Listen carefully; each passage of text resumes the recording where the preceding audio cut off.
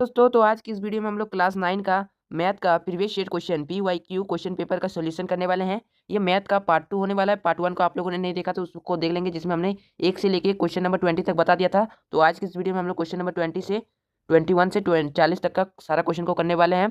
Math का part 2, part 1 को आप लोगों ने नहीं देखा तो आप लोग देख लेंगे, ठीक है। चलिए क्वेश्चन की ओर बढ़ते हैं। तो ये सारे क्वेश्चन आप लोग का हो चुका था, तो आप लोग नहीं देखे होंगे तो देख लेंगे उस वीडियो को।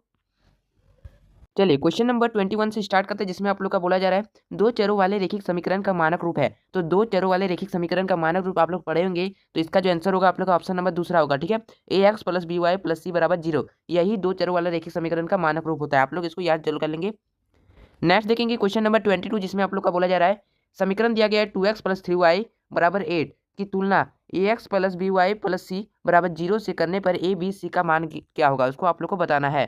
तो यहाँ पर आप लोग देख सकते हैं, जिसमें आप लोग का देख सकते हैं तो x से पहले हम लोग का क्या दिया गया है, 2 दिया गया। तो 2 हम लोग का किसका मान हो जाएगा, a का वैल्यू जो है हम लोग का 2 हो जाएगा, ठीक है।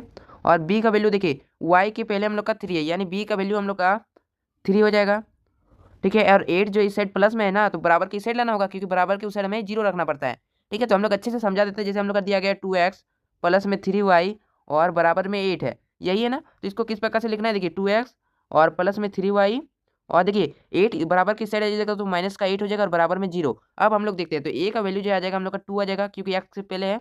और b का वैल्यू अगर हम लोग देखते हैं तो b का वैल्यू 3 हो जाएगा, क्योंकि y के पहले है। और c का वैल्यू हम लोग का जो है माइनस का 8 हो जाएगा, यानी c का वैल्यू हम लोग का माइनस का 8 हो जाएगा। तो कौन सा ऑप्शन में आप लोग को देखने को मिल रहा है, देखिए a = 2, b = 3 और c = -8। तो इसका करेक्ट आंसर ऑप्शन नंबर 3 हो जाएगा, ठीक है। a = 2 और b = 3 हो जाएगा और c = -8। ऑप्शन नंबर 3 इसका आंसर होगा क्वेश्चन नंबर 22 का। चलिए नेक्स्ट क्वेश्चन नंबर 23 की ओर बढ़ते हैं, जिसमें आप लोग का बोला जा रहा है x + y = 7 का हल है। तो सिंपल सा क्वेश्चन है, हमें देखिए x की जगह x वाला का वैल्यू पुट करना है, y की जगह y वाला का वैल्यू पुट करना है। तो देखिए यहाँ पर हम लोग पहला वाला ऑप्शन लेते हैं, ठीक है।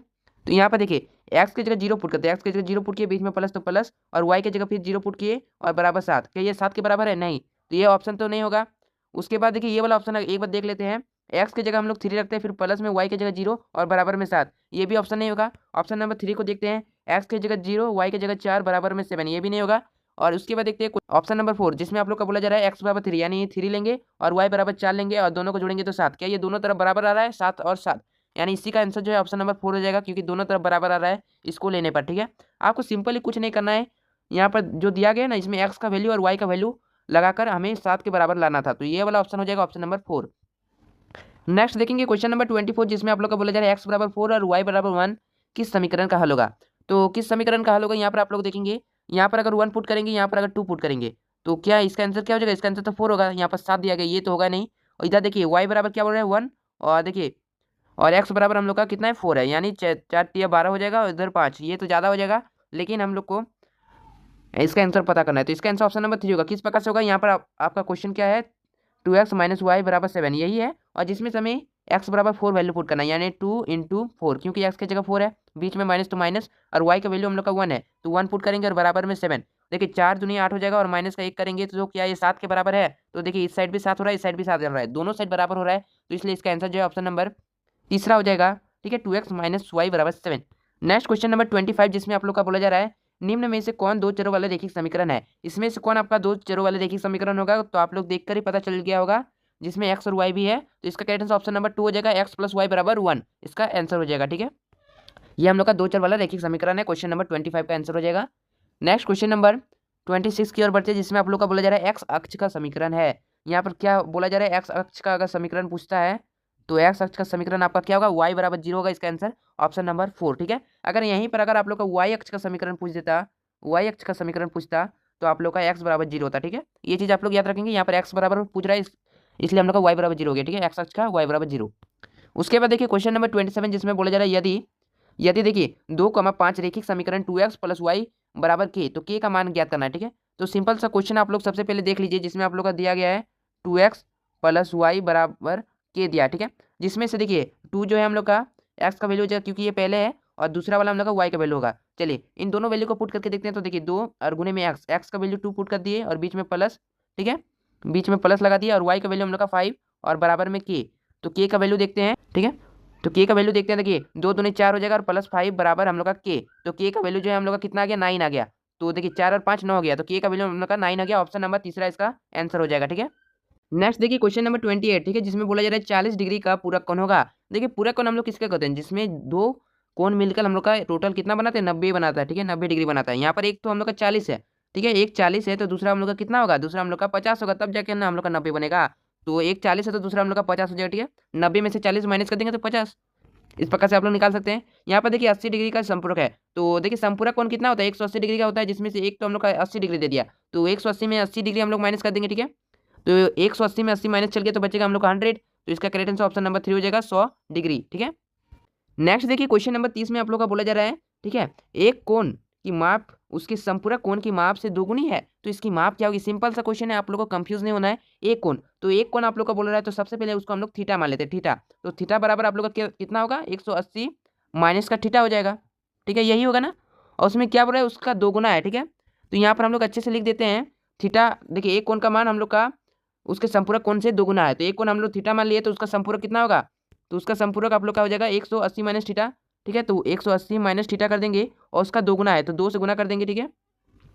तो 2 से हम लोग गुना कर देंगे तो हम लोग देखेंगे, तो 180 को अगर 2 से गुना करेंगे तो 360 हो जाएगा। और देखिए 2 को जब हम लोग थीटा से गुना करेंगे तो -2 थीटा हो जाएगा, ठीक है। और इस साइड हम लोग का थीटा, तो सभी थीटा को एक साइड ला लेते हैं। जैसे यहाँ पर 2 थीटा है, बराबर के उस साइड भेज देते हैं, ठीक है। इधर माइनस में उस साइड प्लस में हो जाएगा, तो थीटा प्लस में इस साइड हो जाएगा 2 थीटा, और इस साइड बचेगा हम लोग का 360 डिग्री, ठीक है। तो 2 थीटा और 1 थीटा बन के हम लोग का कितना हो जाएगा, 3 थीटा हो जाएगा, ठीक है। यानी यहाँ पर हम लोग का 3 थीटा हो जाएगा और इधर बराबर में हम लोग का 360 बचेगा, ठीक है। तो इतना तो समझ में आ रहा होगा। अगर हम लोग थीटा बराबर करेंगे तो 360 भागा में हम लोग का 3 हो जाएगा, क्योंकि 3 इस साइड गुना में था, बराबर के उस साइड जगह तो भाग में हो जाएगा। काट देंगे, देखिए 3 1 3, 3 दूनी 6 और 1 0, यानी 120 डिग्री इसका आंसर होगा।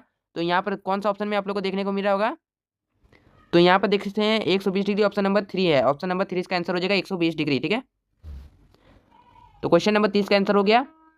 नेक्स्ट क्वेश्चन नंबर 31, जिसमें बोला जा रहा है आकृति में ए और बी एक सरल रेखा जिसमें एक्स का मान ज्ञात करना है, ठीक है। देखिए ए, ओ और बी हम लोग का एक सरल रेखा जिसमें हम लोग का एक्स का मान हम लोग को ज्ञात करना है, ठीक है। तो देखिए सरल रेखा हम लोग का टोटल कितना डिग्री का होता है, सरल रेखा आप लोग याद रखेंगे तो 180 डिग्री का होगा, ठीक है। तो चलिए हम लोग सभी को करते हैं। तो पहले हम लोग का वैल्यू जो दिया गया है, कितना दिया गया आप लोग अच्छे से देखेंगे, ठीक है। तो यहाँ पर हमने सिंपली क्या किया, देखिए ये सरल रेखा हम लोग का टोटल 180 डिग्री का होता है, ठीक है। तो 180 डिग्री हम लोग का टोटल सभी को मिलाकर होता है ना, तो उसी प्रकार से हमने सभी को मिला दिया। जैसे x + 20, तो x + 20 2x, 2x और x तो सभी के बीच में जोड़ दे दिए, क्योंकि सभी को जोड़ के हम लोग का 180 आना चाहिए। उसमें से देखिए x और 2x और x, तो टोटल हम लोग का 4x हो गया, तो 4x हो गया। और यहाँ पर 20 था, बराबर के उस साइड भेज दिए तो माइनस का 20 हो गया। यानी 180 में जब 20 घट गया तो 160 बचा, और x बराबर किए तो 4 इस साइड गुना में था, तो बराबर के उस साइड भेज दिए तो भाग में हो गया। तो 160 को जब 4 से भाग दिए तो इसका आंसर कितना हो गया, देखिए 4 4 16 और 1 0 यानी 40। तो x का वैल्यू हम लोग का 40 हो गया, ठीक है। तो इसका आंसर जो है हम लोग का 40 डिग्री हो गया। ऑप्शन नंबर पहला इसका आंसर हो जाएगा।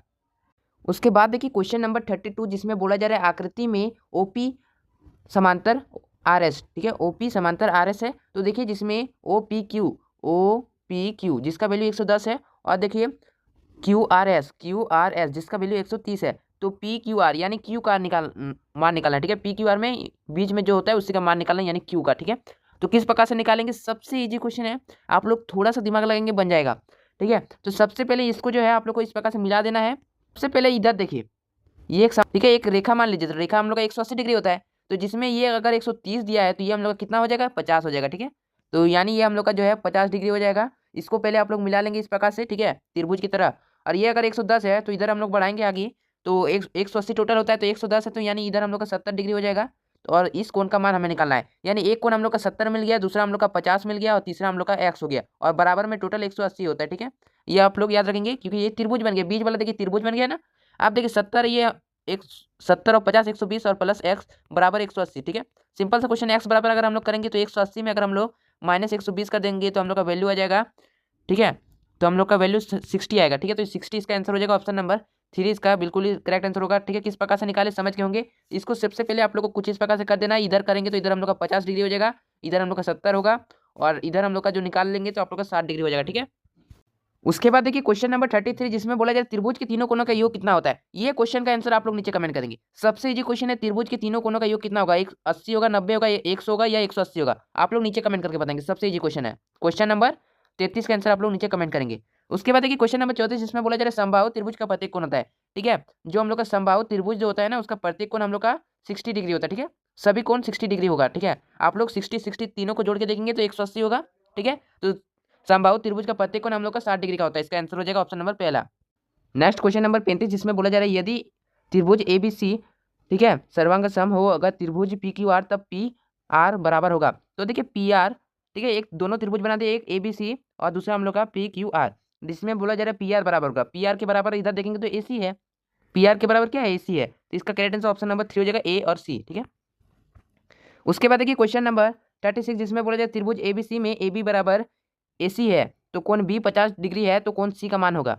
तो सिंपल सा क्वेश्चन में आप लोग का बोला जा रहा था AB बराबर AC, जिसमें कोण B का मान हम लोग का 50 डिग्री, तो C का मान ज्ञात करना है। तो देखिए दोनों तरफ बराबर है, तो देखिए दोनों तरफ में हम लोग को A सेम दिख रहा है, तो दोनों को काट देंगे। तो यानी हम लोग का क्या बचा, B बराबर C, यानी B का वैल्यू अगर 50 डिग्री होगा तो C का वैल्यू भी 50 डिग्री होगा। ये शॉर्ट ट्रिक से आप लोग का आंसर बता दिए, तो इसका आंसर ऑप्शन नंबर दूसरा हो जाएगा 50 डिग्री।